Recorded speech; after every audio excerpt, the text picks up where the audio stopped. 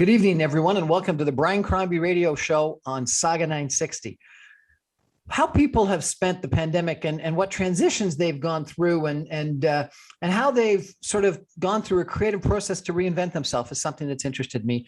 And I ran across Leah Eichler, who has transitioned from being a journalist to being a fiction writer. And so I thought it would be interesting to check in on her and the process she went through. But also, I think she's got really quite a fascinating background. Leah Eichler launched her writing career as a journalist working for the Jerusalem Report. Her success in the Middle East led to a 15-year career in which she interviewed the famous and infamous alike, including Salman Rushdie, Henry Morgenthaler, and the Nazi hunter Simon Weisenthal. Leah spent 7 years as a weekly national business columnist for the Globe and Mail. She's represented by Marilyn Bitterman, a transatlantic agency, and her fiction can be found in the Jewish Literary Journal. She recently completed her first novel, The Never Ending. How are you? Welcome to our show. Thank you. Thank you for having me. My pleasure. So tell me a little bit about your writing career as a journalist to start with. Of course. As you mentioned, I started my career at the Jerusalem Report. That magazine has seen very many iterations since I was there in the 90s, the late 90s.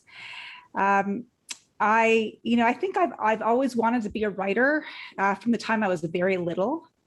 And being a fiction writer was not exactly an acceptable career choice in my family. And I think I picked the next best thing, and that was a journalist. So after my time in the Middle East, I came back to Toronto and I joined Reuters. I worked at Reuters for many years as a writer and as a managing editor. And then after that, I worked for the Globe and Mail for 7 years as a business columnist and career columnist. But at the back of my head, I always knew what I wanted to do. And I think I was looking for the right opportunity to make that plunge. How did you transition from focusing on Middle East issues and political issues and interviewing these people to being a business writer and a career columnist? It's interesting, actually. I think a good journalist can write about anything. That's truly what I believe. I come from the old-fashioned school of journalism.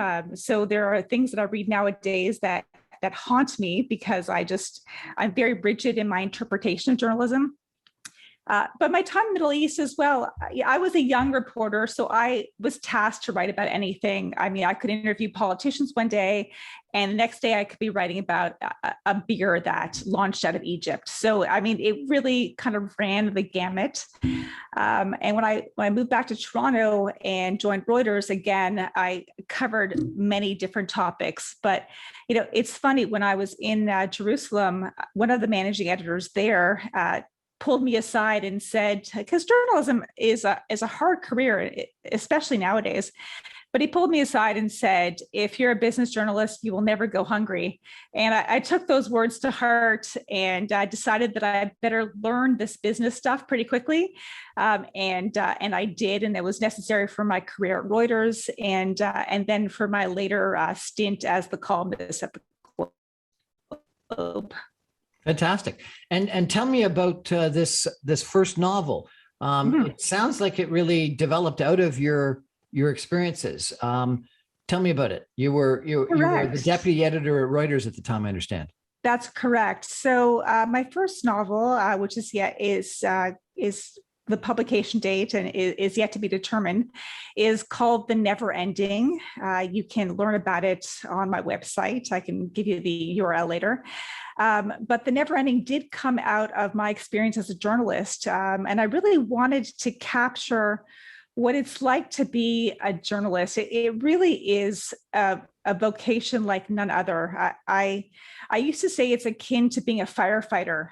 It's something that you choose, and it really is your core. And I don't think you're ever not a journalist once you've been a journalist, because that need to find the truth and that need to really get to the bottom of something really never actually leaves you.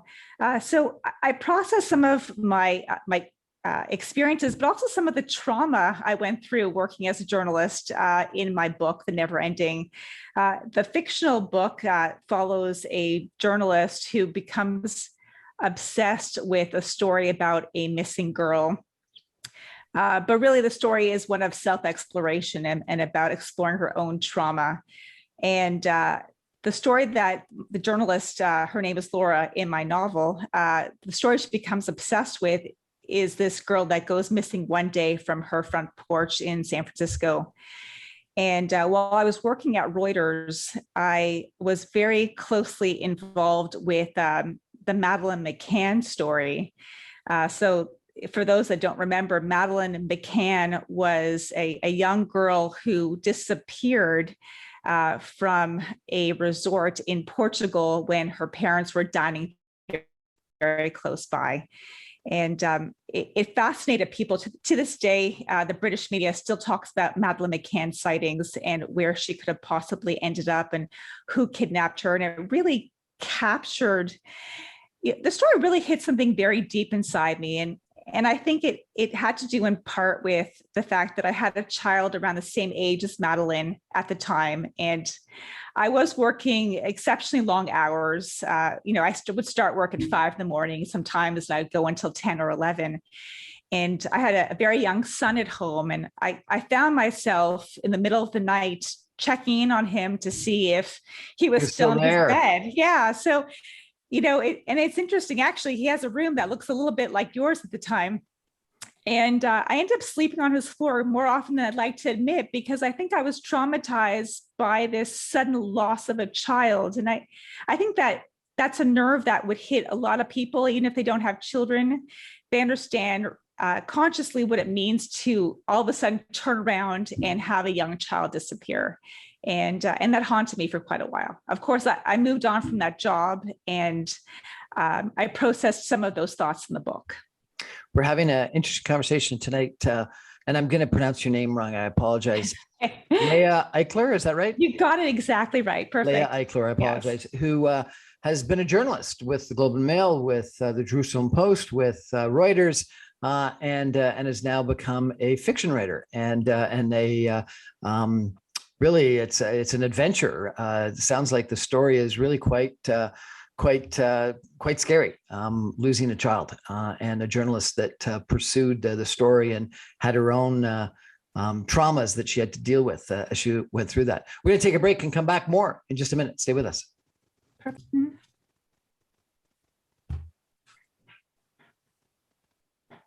Welcome back to the Brian Crombie Radio Hour on Saga 960. We're chatting tonight with Leah Eichler, who has had just, I think, a fascinating career. I want to ask her all about it and all the experiences and the people that she's interviewed, because she's spent, 15 years as a journalist. You were posted in Jerusalem.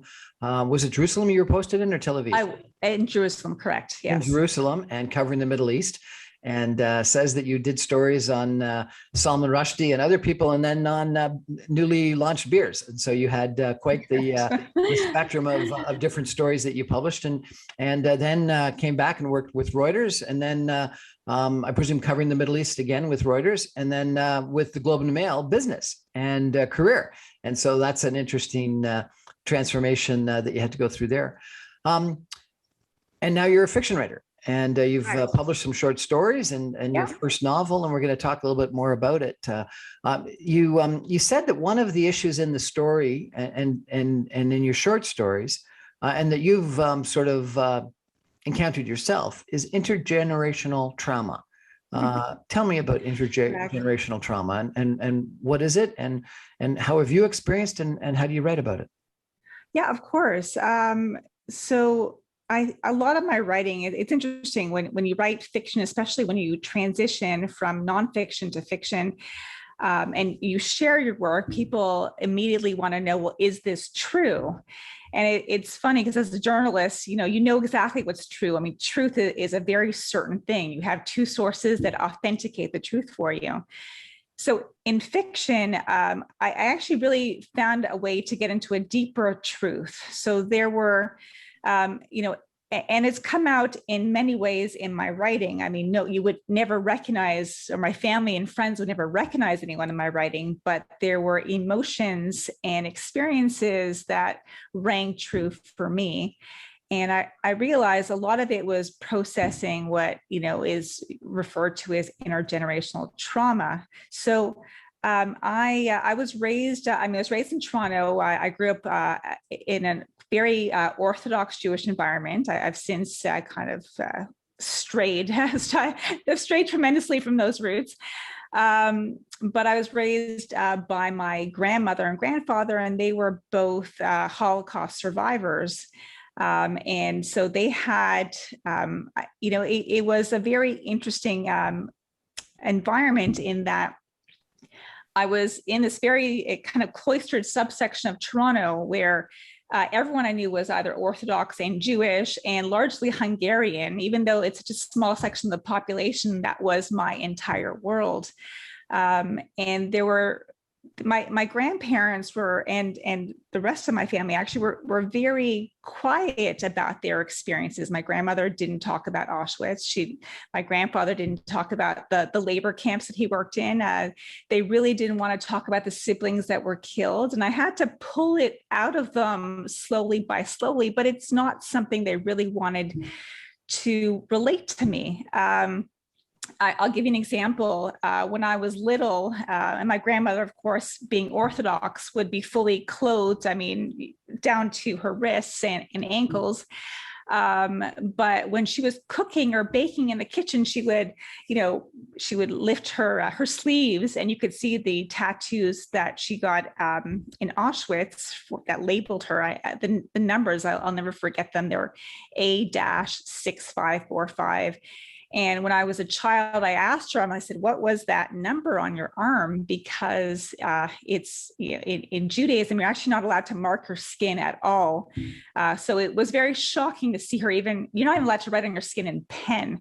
So it was shocking for me at the time. And she said to me, oh, it's a friend's phone number that I forgot. And I knew even at 5 or 4 or 5 or 6 that phone numbers were more digits than that, but I kind of let it go. So there was trauma. They tried to protect me from that trauma, but I inherited it somehow anyway. Did they end up telling you the stories of Auschwitz? Well, I actually have very extensive interviews with my grandmother that I interviewed her as a journalist. I have about 5 or 6 hours worth of tapes. She died about 13 years ago, but I have them. They're actually my most precious possession. It's the only thing I keep in my safe. So if anyone ever wants to break into my house, they know that the only possession I have in there are my grandmother's 6 tapes. So she did slowly tell me more, but it was guarded. She didn't want, I was something new in the world to her, and she wanted to protect that. But it's really hard to protect that, and that comes out a lot in my writing. The trauma that you try and protect your next generation from, really, it's still there. It's kind of in your blood. It's in your DNA, and it's really hard to shed that. How did they survive Auschwitz and stay alive? It was really remarkable. My grandmother was in her early 20s. She was already married to my grandfather. They were pulled in separate ways. My grandmother went to Auschwitz. My grandfather was sent to a work camp elsewhere. But, and I think largely their stories, not only their stories of war, but also their love story really captured my imagination as a child. They didn't see each other for 5 years. They didn't know if each other was alive, but they both intrinsically knew that the other was still there, and they ended up finding each other after the war in Prague. And they moved to Canada in 1956 when the Russians invaded. How did they find each other in Prague after 5 years of absence?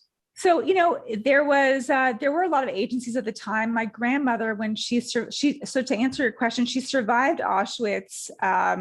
She was there with some of her cousins. And even when she was exceptionally weak, they told me that they would prop her up during roll call and try and keep her nourished. And they'd try and keep each other's spirits up. And they supported each other. And my grandmother was on the infamous March of the Dead, when the camps are being evacuated as the Allies moved in. And I actually went back to the camps and recreated it. There was actually a thing to recreate the March of the Dead. It was called the March of the Living. I went as a teenager and did the same 3-kilometer walk that my grandmother did when she was being evacuated. She was in the camps with my grandfather's sister, who was her best friend. That's actually how she and my grandfather met. And they had an understanding that they would be in Prague, which is where some of the family was from, and wait. And even though she had family members encouraging her to remarry and to find another love and to do something with her life, she waited until he returned. And he returned one day. She got a telegram that said he was alive and coming home. So, I mean, they had this kind of mythical love story that, again, as a child, it really captured my imagination. I thought, this is like Spielberg stuff. I mean, who could really make this up? It really infected me and gave me, there's something almost Marc Chagall-like about my childhood. I thought they were almost like spiritual, physical beings that didn't belong on this earth somehow. And it really inspired Spiritual me. beings that didn't belong on the earth. Correct. I really did. I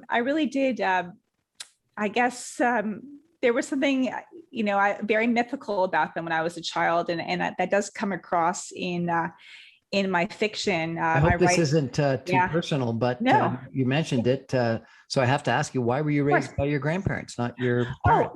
My parents were around. It was a new immigrant scenario. My parents worked long hours. I'm first generation Canadian, and I think it was just to get their footing. So my grandmother took care of me in that, I would have dinner at her home while my parents worked every day. And, if I was sick and my parents would go to work, I would spend time at my grandmother's. So it was and we were very close. We had a very, very close relationship. I mean, probably closer than a lot of people. I consider her a second mother to me. Why have you grown away from your Orthodox Jewish background? It's interesting. My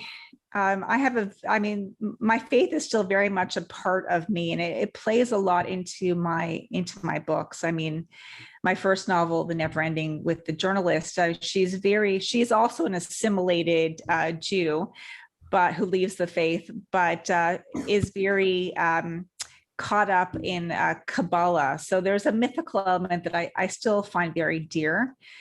I think there are a lot of reasons. Primarily, I grew up. I became more of a feminist. I became, the truth in a journalistic sense became a lot more important to me, and I found it difficult to align my spiritual life with my journalistic life. And I chose truth through writing versus truth through religion in many ways. Said that your fictional character got caught up in Kabbalah. Why Correct. Caught up? Well, there's actually there's the traditional Jewish sense of the faith that most people see, the high holidays and the apple and the challah baking and the synagogues and the kippahs and the kosher. The part of the faith that I'm fascinated with now from an intellectual standpoint is Kabbalah. And that spiritual essence. So, I mean, if the traditional religion is like very physical and it's very rule oriented, I'm more interested in how the spiritual impacts the daily life. And I became interested in Kabbalah, and the main character in the book also is very moved by Kabbalah and tries to find meaning within her universe through Kabbalah. So I've interviewed some people about Kabbalah, both people that teach it, as well as people that have practiced it and no longer do. And some people, think the word sort of getting caught up in it almost suggests it's like a cult or something like that. So you don't obviously believe that. No, I mean, of course, I'm sure there are aspects of it, for some people, it can be cult-like. For me, when I was being raised in an Orthodox environment, and again, this is where the feminist side of me kind of argues with the spiritual side of me. Kabbalah was something that you were only permitted to study if you were a man, and if you had been already at least 40 years of age and spent a lifetime studying the faith. So, I mean, Kabbalah was seen as dangerous ideas. I don't think they're dangerous ideas. I think there are different ways of interpreting your world, and seeing things through a more spiritual lens versus a rule-oriented lens, which is how I interpret the day-to-day of the Jewish faith. It just resonated better with me than the rules. Rules aren't good. Given that your grandparents and it sounds like lots of other relatives of yours experienced Auschwitz and the Holocaust, tell me what interviewing Nazi hunter Simon Weisenthal was like. So, I actually really tracked him down, and this was already late in his career. I mean, he was in his 80s.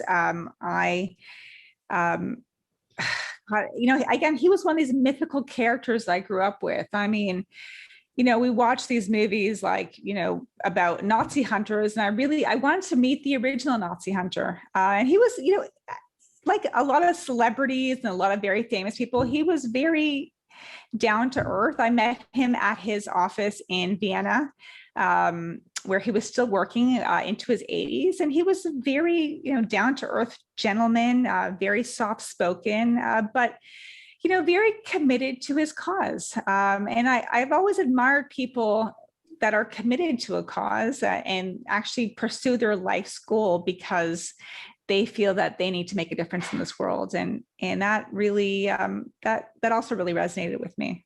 Is there a role for that still today? Anyone that had been active would be 90, 100 years old today? Oh yeah. I mean, that's a whole different, ball game. So I don't know if I'm sure that's, come and gone.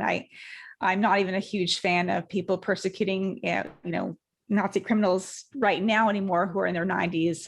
It's not, I don't know what the objective really is for that.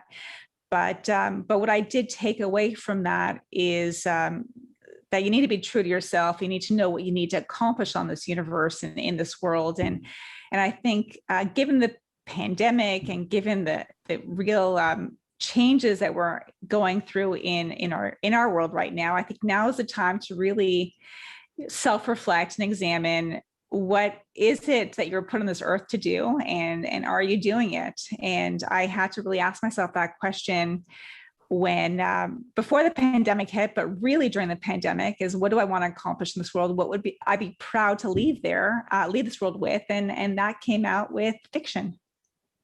And why that rather than journalism? You didn't think that through journalism you were conveying important things to people? Oh, I love my journalism career more than anything. I mean, I think that kind of journalism I did it's very difficult to do nowadays. I think there's been a lot of other people I'm sure have spoken about the state of the media industry and the state of journalism.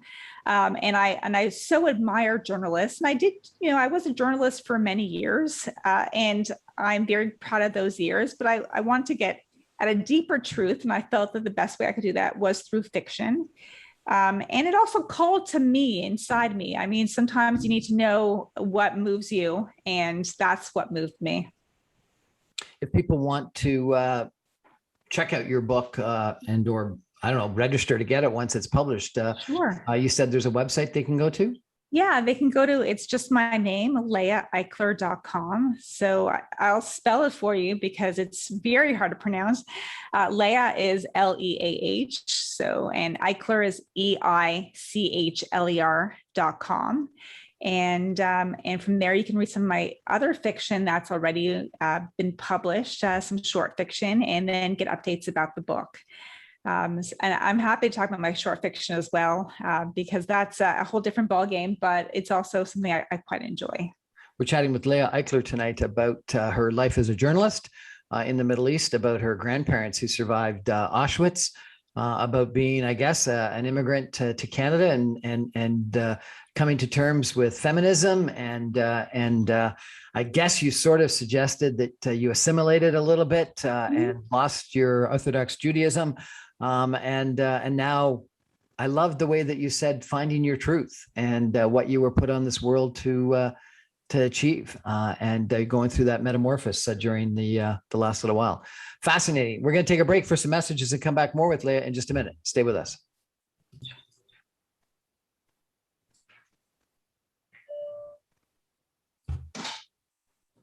Welcome back to the Brian Crombie Radio Hour on Saga 960. We're chatting tonight with Leah Eichler, who is a author of fiction, both short stories as well as her first fiction novel that sounds really quite interesting. And we'll come back and probably chat about that a little bit more. And also, she's been a journalist for the last, prior to this, the last 15 years in Jerusalem, in Toronto with Reuters, and then with the Globe and Mail. And so it sounds like she's had some interesting interviewees and experiences. But Leah, you said that you had written a lot of short stories that had inspired you and gave you an opportunity to sort of get your message out. Tell me about some of them, if you could. Yeah, thank you. So it's interesting. And I've spoken to a lot of other writers, and some people like to choose one or the other, either long form novels or short stories. And I find I enjoy doing both. They're very different experiences. I have one short story that was recently published by the Jewish Literary Review, and that was called TikTok. And that, again, is a short story that I can say was drawn from intergenerational trauma. It actually follows a grandmother who is a Holocaust survivor and is dealing with a family relative who's a child, a very young child who's in a hospital and may or may not make it. And other family members have pretty much let this child languish in a hospital. And what I was trying to get across in that story, and again, you can read it on my website at leaheichler.com. What I was trying to get across in that story, like in my other writing, is, there are no perfect victims. Even Holocaust survivors struggle with the right thing to do sometimes. I think we try and make them into, something other than what they are. And the short story also captures what it's like to, be a victimized and actually still be around others that are victimized. And sometimes you're just incapable of doing anything to support other people. And it's a bit of a heart-wrenching story. It's very short, but if you have some tissues and you're up for it, you can definitely give it a read. And what's it called? It's called TikTok. TikTok. Why TikTok? So TikTok is, it relates to the child who has been left abandoned. It's a family member who's been left abandoned in the hospital, and no one really wants to take care of this family member. TikTok is, it's a play on the word titkos. My family is Hungarian, and titkos means secret. So rather than actually calling the child a secret, they call her TikTok because it sounds like secret in Hungarian. Oh, okay. Intergenerational trauma is something you've mentioned a lot. Mm-hmm. Why are you so focused on that? Is that something that you think you suffer from yourself? I think it's a really good question. I think so, yes. There are obviously, I hate to compare traumas, and there are those that have certainly suffered greatly in many other ways. But I think there are events that shape who we are, and there are things that I come back to again and again that I'd like to tackle. I think I became a journalist because of my family's experiences in the Holocaust. And I wanted for me, the truth was more important than anything. Sending people, being part of a news organization that sent people to war zones to capture the truth, to me was a higher calling. And I was so grateful to be a part of that. But I also think we do, there are many of us that suffer from intergenerational trauma. We may not call it that. We may call it life experiences. We may call it growing up with, various different environments, but it shapes who we are. And I think writing, whether it's fiction or nonfiction, is the exploration of who we are as human beings. And I really wanted to capture who we are as human beings because my experiences are really not that different from many other people's experiences. And I think other people will relate to growing up with family secrets and growing up with, parents or grandparents or relatives that have endured very traumatic events, and that shaped who they are as human beings. I had a Jewish girlfriend once who had grandparents that were Holocaust survivors, and she had real problems with German people, with Germany, with Right. Driving in a Mercedes and things like that. That's how the sort of the intergenerational trauma impacted her. How does the intergenerational trauma impact you? So, it's interesting. I have seen that mentality of and I've actually traveled to Germany. I've traveled to Berlin. It's a beautiful city. I have no such, qualms about, and I've had this argument with family members about traveling to Germany and buying German products. I think that was an easy way for a certain generation to scapegoat, to really kind of differentiate themselves as, other, and it's something I actually struggle with as well, because I don't like the persona of victimhood, really. And I don't really want to say, well, I'm a child of Holocaust survivors, so this is why I am the way I am, but more so spread it out more generally and look at humankind more specifically, what kind of experiences that people endured and how it impacts them. So how has intergenerational trauma affected me personally? It's probably shaped who I am as a person. It's probably why I became a journalist. It's probably why I'm so committed to the idea of social justice. I spent a lot of years, my university days, in my column writing days, in my, charity work, supporting social justice causes, a variety of them. I mean, certainly not just Jewish causes. And it's made me a lot more, I hope, a lot more sensitive to other people's experiences. I like to hear other people's stories. I like to know where they come from. I may have strayed from the faith in some ways, but I've brought, I've internalized the one concept of tikkun olam, which is what I tell my kids. They can let the rest of the faith go if they need to, but to keep that concept of tikkun olam, which really means to repair the world and to leave the world a better place than you found it. And however you interpret that, for me, that's actually hit home for me much more closely. And that's how I've internalized the faith. And that's probably how I've internalized that intergenerational trauma. Tell me about becoming a feminist and interviewing Henry Morgentaler. Right. Oh my goodness. Yeah. I mean, it was many years ago. And I mean, I think that was one of the issues I struggled with growing up as in an Orthodox environment was there was a real separation between women's roles and men's roles. And I never really grew very accustomed to it. Women, I sat with my grandmother when we would go to synagogue, and we sat at the back and the men sat in the front. And as soon as I hit, puberty, I was no longer allowed near the front, and I had to watch what I was wearing. And it was, there was a lot I struggled with growing up, and it, I realized if I have to pick an identity, it's probably in my university days, if I had to pick an identity between being Jewish and being a woman, I have to pick woman first, and so I really see myself as a woman first and as a Jewish person second. And I mean, I've, since then I've probably sat on a bunch of boards, supported probably numerous women's organizations over the years, because for me, being a woman and actually supporting other women is my primary goal versus anything else. What did you think of Henry Morgentaler? Oh, right. Henry Morgentaler. he was, so Henry Morgenthaler is he was a fascinating interview, largely because he also came from trauma. I mean, he also grew out of the Holocaust. I was a Holocaust survivor. And he really didn't, again, he saw, from what I remember of the interview, and it was many years ago, he saw those essentially backdoor abortions that were happening.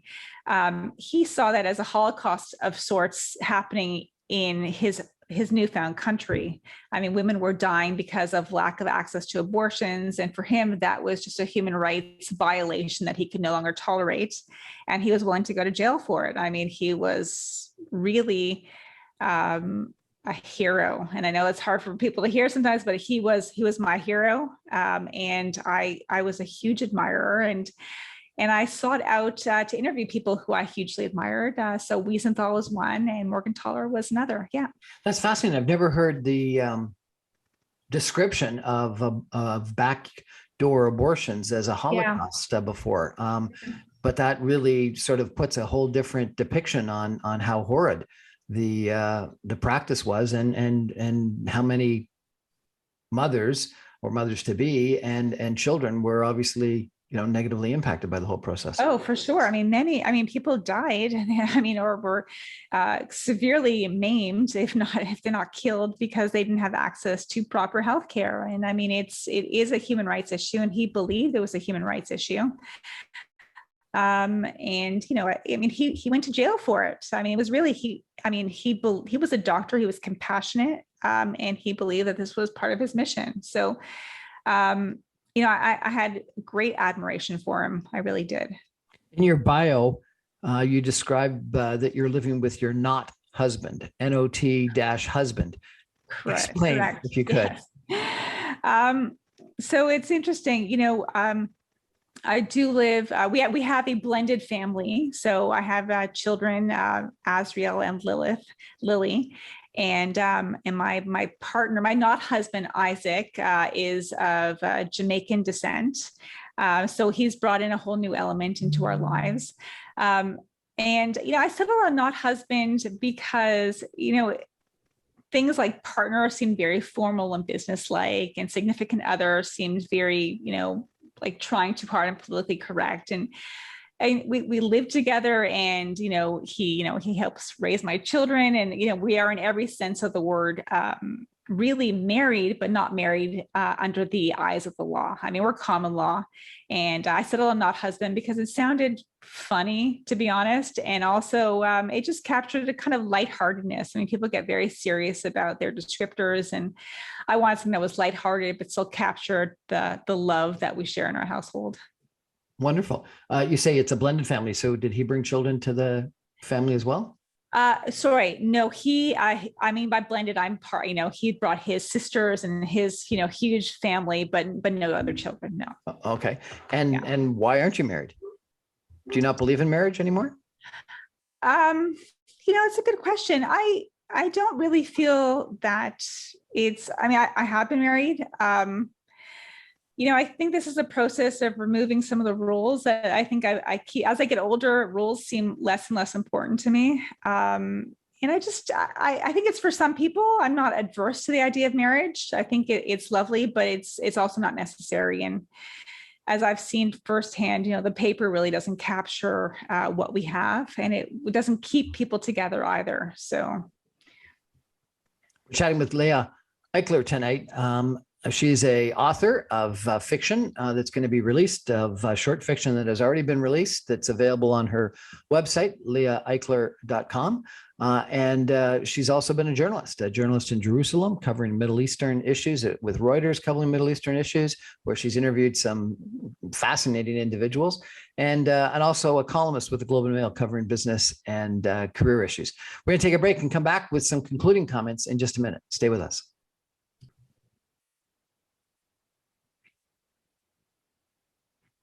Welcome back to the Brian Crombie Radio Hour on Saga 960. We've been chatting with Leah Eichler tonight. She's an author, she's a journalist, she's a feminist, she's a fascinating individual who's met some really interesting people through her career. And on top of your short stories, on top of your fiction soon to be launched, I understand you're launching a magazine too? I am. I know. I've been very busy. So I'm launching a magazine which will be digital start, and the aspiration is that there will be a glossy version at some point. And this comes from my years of journalism and reading endless amounts of news throughout the pandemic. As I said, once you're a journalist, you're always a journalist. But what I wanted to tackle in my magazine, and the magazine is called Esoterica, are really big think ideas, as I call them, big ideas that are on the periphery of the news agenda, but are very, researched and thoughtful, really dig deep pieces versus just headlines that have cursory information. I liken it to, a dinner table conversation where there's one really educated person at the table who's really telling people a very in-depth story about what's happening in the world from his perspective, or her perspective, rather. Fascinating. Sounds like my type of magazine. So tell me, what are some of the topics in your first magazine, the first issue? Sure. So the first, there'll be themes, and the first theme that we're tackling is how we could live. The main piece is, actually, I wrote the main piece. It harkens back to some of my work when I was writing about workplace and business issues, and it tackles the rise of artificial intelligence in the workforce, and how it's going to change the workforce. But rather than being doom and gloom, I turn it on its head and say, well, how can this rise of automation make our world a better place? How can it make our lives better? And how can we perhaps rethink what our objectives are monetarily and otherwise to really live our lives to their fullest? So perhaps it's valuing things that we don't value today, like childcare and the arts and a bunch of other things that I'll mention in my piece. There'll be a side piece that's written by James Swift. He's also an author that is coming out with or actually came out with a book about basic income. And it talks about how we kind of missed the boat on basic income in our province. And there'll be some spectacular fiction, actually. So there'll be fiction. Again, this is harkening back to my belief that nonfiction and fiction really do get at a deeper truth. So the fiction will be actually a play by celebrated Canadian playwright George F. Walker. It's a new play of his called Under a Bridge, and my apologies, Alone on a Bridge. And it also tackles, what it's like to live in the big city, and how we can get swept up in things beyond our control and lose ourselves. So the first theme will be how we could live, and then I will tackle other themes like repair the world. So what does that actually mean? And that harkens back to my faith. And other issues further down the line will be more about women and leadership and other topics. And fascinating. Sounds like a great magazine. I want to read it. And when you issue the first edition, let's do another interview, and you can relay some of the stories. I would love to do that. And I'd like to write for it. My gosh, it sounds fascinating. And so if people want to get this magazine, how do they do that? So right now it's digital, so it'll be subscription. It'll be free. I'm very committed to making it free. It will be on the website, which will be launching next couple of weeks, is called esotericamag.com. And they can sign up now at the website and get the latest updates. But esotericamag.com. And is there also a link on your website to it? There's a link on my website to it as well. Correct. Awesome. Yes. Well, this has been fascinating. I was going to ask you about solutions for the problems in the Middle East, but we've run out of time, and probably you're going to do a magazine on it. I hope so. And it'd be really hard to tackle solutions in 7 minutes. So I will relate one quick story. When I was working in Jerusalem, and I was there the night of the election when Netanyahu was first elected. And it was really kind of a sad day, because it was at the time a very left-leaning magazine for us.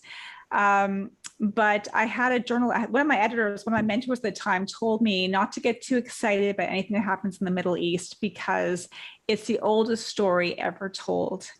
And for the longest time, I couldn't get over that line. I wasn't sure what he meant, but what he meant was if you watch the story long enough, the story actually never changes. So that is my wrap up about what happens in the Middle East. Well, frankly, the last couple of weeks have all been about Afghanistan. And, That's correct. We've got the story of the British Empire that tried to occupy Afghanistan unsuccessfully, the USSR that did it, and then the Americans that did it. And it sounds like it is the story that repeats itself in Afghanistan too. That repeats itself. It's true. And that's a lot of media. A lot of stories just repeat themselves again and again. It's true. What was that line? If we don't remember history or learn from history, we're bound to repeat it. Bound to repeat it. That's correct. Well, I guess we are living examples that is true, right? Leah Eichler, thank you so much. This has been a fascinating conversation. I really appreciate it. Please check back in when you issue that first edition of your new magazine, Esoterica.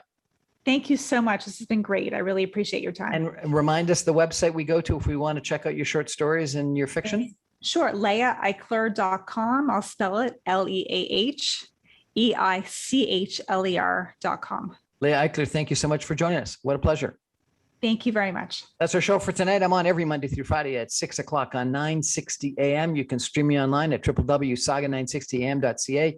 You can get all my video casts on briancrombie.com or Facebook or Instagram or YouTube, and all my podcasts on my website, on Apple Podcasts, on Audible, and on Speakeasy. Thanks for joining me. Good night.